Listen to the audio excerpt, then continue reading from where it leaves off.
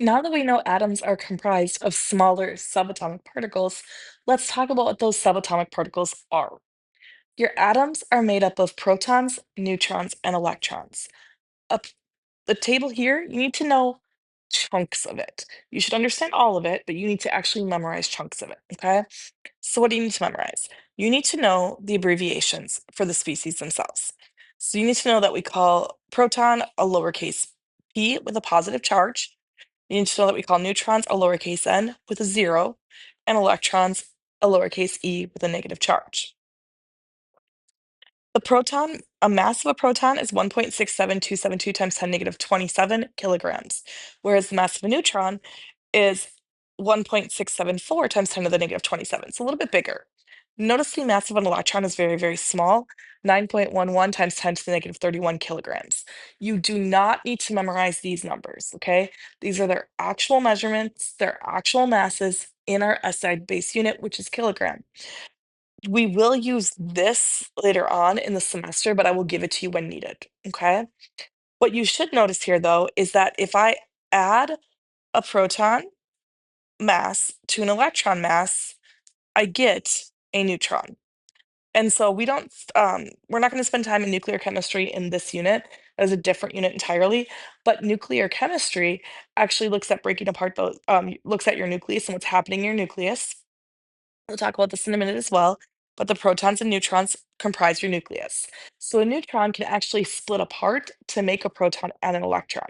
Or a proton can absorb one of its own electrons, a proton within an atom can absorb one of its own electrons and make a neutron. So the mass of a neutron is actually proton plus electron. You do need to know this. The mass in AMU, atomic mass unit, for a proton and neutron are approximately 1. They're defined that way. They're about equal, so we say they're 1. An electron is 1 2000. You don't have to know the 1 2000 specifically. What you should know is that the mass of the electron is negligible.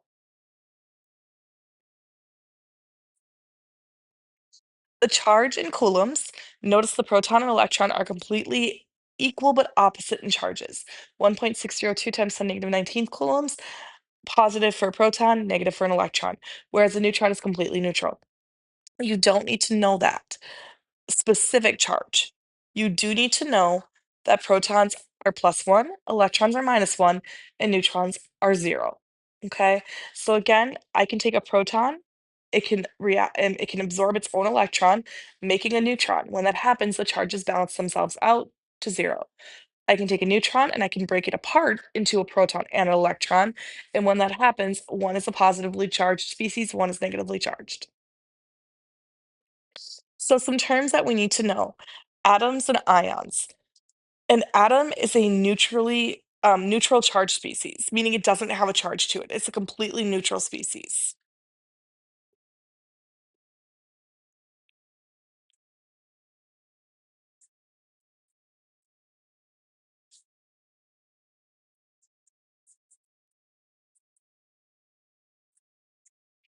Specifically, the number of protons is equal to the number of electrons in whatever you're looking at. An ion is a charged particle.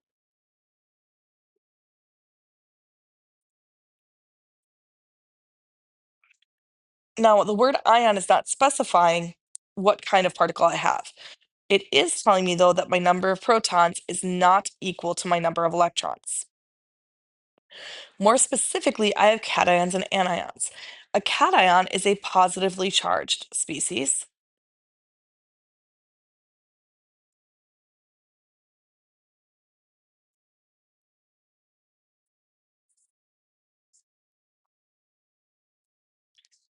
So here, the number of protons is greater than the number of electrons. And very specifically, and we can see that's in the diagram up here, a cation means that the species has lost electrons.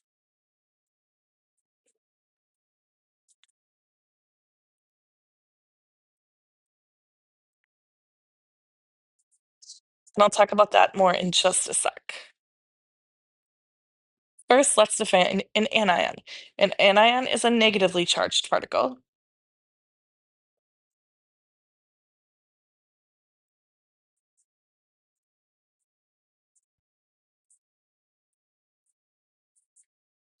Here, the number of protons is less than the number of electrons, and the species has gained electrons.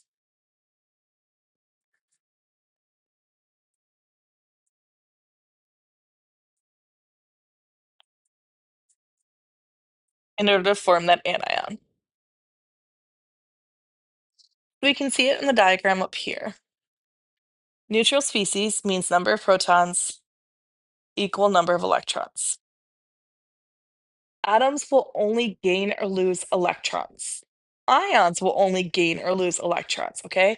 We are never gaining or losing protons. We are only gaining or losing electrons. If you gain or lose protons, you are in the world of nuclear chemistry. That is very different. It's very, very high energy. Atoms and ions themselves are only gaining or losing electrons.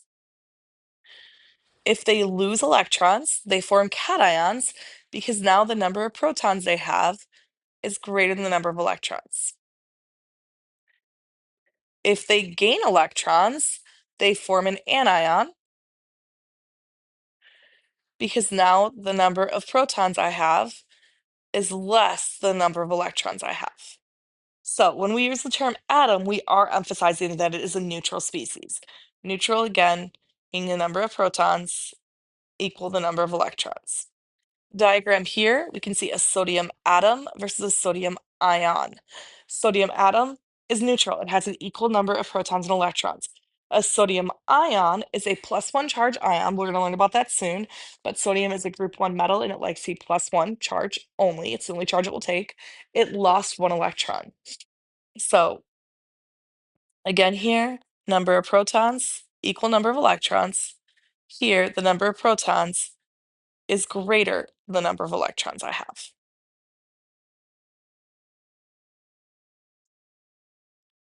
Here are different subspecies we can have.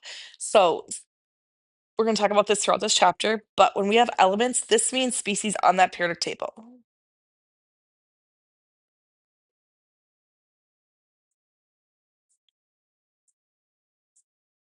Most species on that table exist as individual atoms. So just an individual atom of iron, an individual atom of calcium, individual atom of xenon. Okay, there are 7 elements on that table that exist as a molecule that is a diatomic molecule specifically, meaning 2 atoms combined. We have 7 of them on the table, and we'll talk about those in just a bit. We also have polyatomic molecules. These are elements that exist with greater than 2 atoms bound together, and you guys will be responsible for remembering 4 of them specifically from the table. But so what that means is like, so for example, one of the diatomic molecules you will remember is oxygen. Oxygen is actually O2. It means that there's 2 oxygen atoms bonded together when we just talk about generalized oxygen. The oxygen that me and you breathe, we survive with is O2. It's not just a single atom of oxygen, it's an O2 molecule. One of your polyatomic molecules happens to be sulfur. Sulfur likes to bond as S8. It likes 8 sulfur atoms to be together when you have just pure sulfur. We can also have different types of mixtures, and then from there we can get compounds. So let's talk about what these things are. My different types of mixtures. I can have a mixture of just different atoms. So it's just like mixing a jar of marbles together, different atoms mixed together. I can mix atoms and molecules.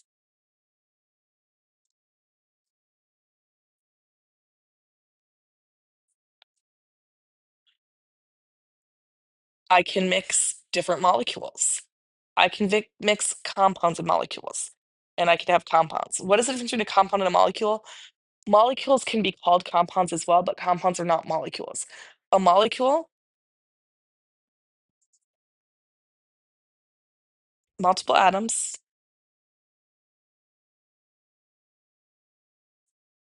of the same element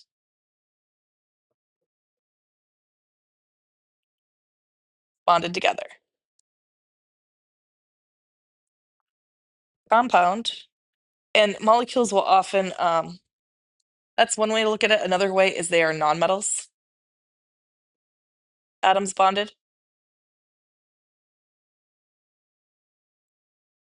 So we will see this with things that are not the same element bonded together as well. But we call it a molecule, like a water molecule, because it's comprised of nonmetals. Compounds are things that, again, molecules can be treated as compounds as well, but compounds are a mix of anion, cation and anion species. We're going to call these formula units.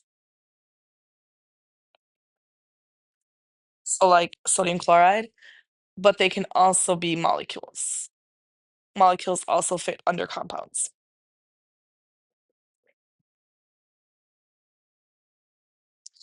We can also, the picture cut off here, and I didn't realize that, I apologize, but we could also have a mixture of compounds with atoms, compounds with different compounds, etc.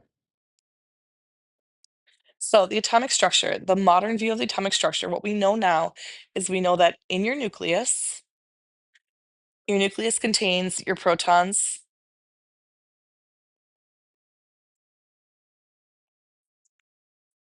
and your neutrons. Outside the nucleus is your electrons. So when I look at a hydrogen atom, hydrogen has one proton in its nucleus. How do I know that? Because I know how to read the periodic table, and that's part of what this chapter is going to teach you, is how to read the periodic table. But the periodic table shows me that hydrogen has an atomic number of 1. And again, we will talk about that um, very, very soon, actually, in this module. But hydrogen, when I look at atomic number, tells me atomic number of 1. That tells me how many protons that species has. For a neutral atom, so a neutral species, the number of protons has to equal the number of electrons. Therefore, if hydrogen has 1 proton, it must also have 1 electron. The element that's listed over here, I know is helium. How do I know it's helium? Because I look at the diagram here, and the first thing I see is that I have 2 protons in my nucleus. I have 2 electrons outside my nucleus.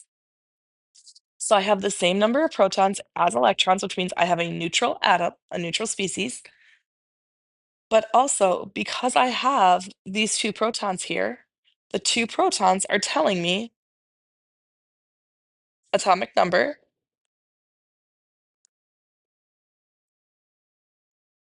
2, which is helium. These 2 yellow dots here, these are my neutrons. And we're going to talk about that separately, but we can have varying number of neutrons in our nucleus. Okay. So the atomic structure, the volume of an atom, how big it is. So volume of an atom, the size, is determined by the electrons, but it is mostly empty space. The electrons don't take up a lot of space. Or the electron itself doesn't take up a lot of space, but it makes up the volume of the atom. So it's where the electrons could be residing. Most of the mass, however, of the atom lies in the nucleus, which is extremely dense, because the nucleus contains my protons and my neutrons, which I know are a lot heavier than the electron. Remember, these are each approximately 1 AMU each, whereas the electron is 1/2000th of an AMU. So very, very light comparatively. Some of the terms we need here. First up is atomic number. Atomic number is also called the letter Z,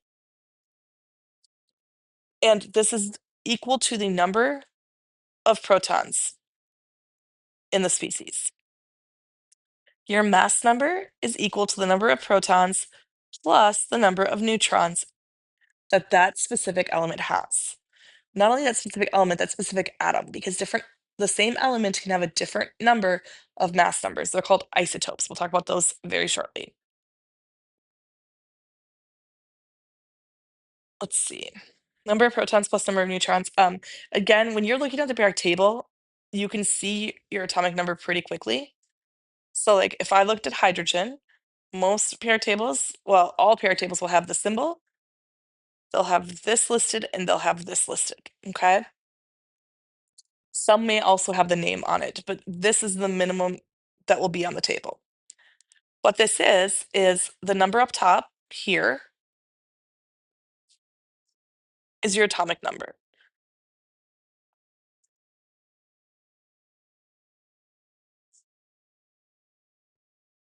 The letter in the middle is your elemental symbol.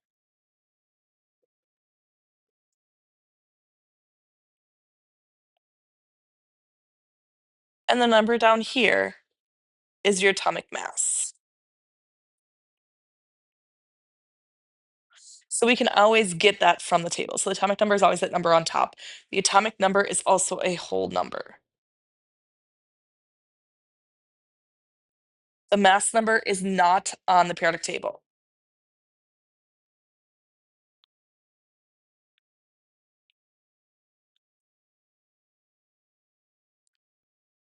So what is an isotope? An isotope is an atom. I'm trying to.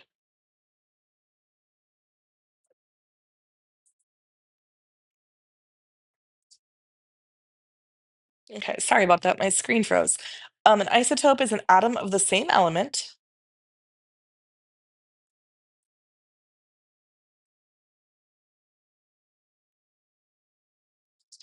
So same Z, meaning same number of protons, that differs only by the number of neutrons in the nucleus.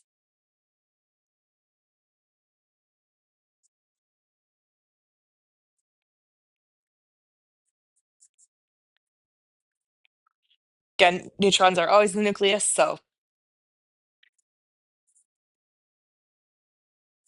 sorry, I'm trying to write it so that you guys can see it, but also there it goes. Okay, so here, what I've got shown here is the three isotopes of helium. Notice I actually have different names. One is called protium, one is called deuterium, one is called tritium. They're still all hydrogen. They all have one proton in their nucleus. So proton, proton, proton. But they have a varying number. They have a varying number of neutrons. So 2 neutrons, 1 neutron,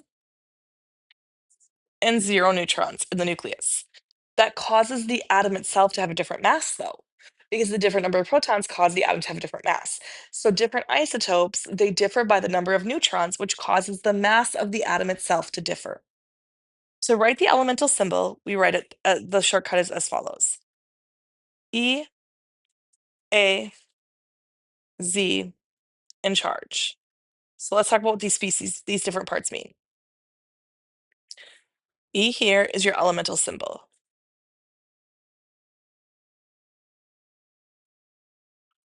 Notice here, I just have hydrogen. I have H, which means hydrogen. Z is your atomic number.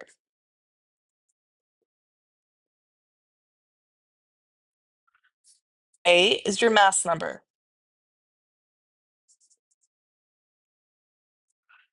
Which again, atomic number is number of protons.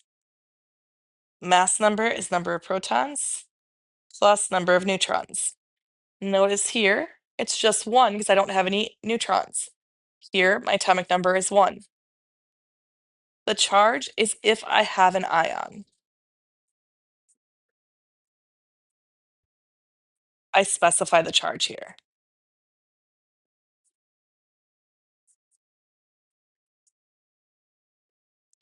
So again, hydrogen, atomic number 1, but now I have a 2 listed for the mass number because I have 1 and a neutron makes the mass 2.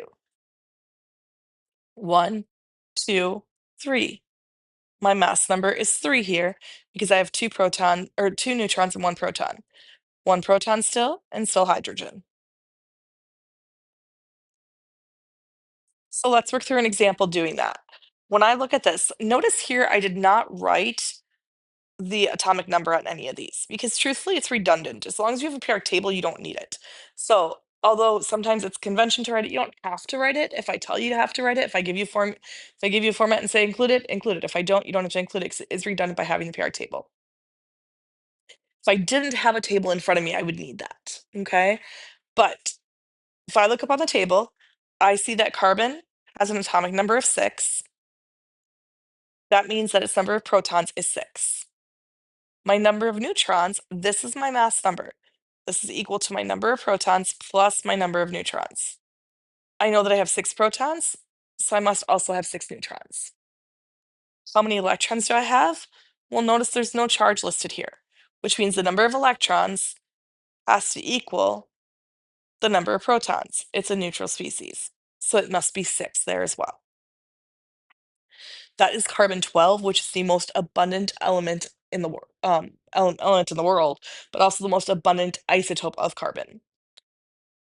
Carbon-13 is the second most abundant, which at about 1%. Carbon-12 is about 99% of all carbon atoms is carbon-12, but 1% is carbon-13.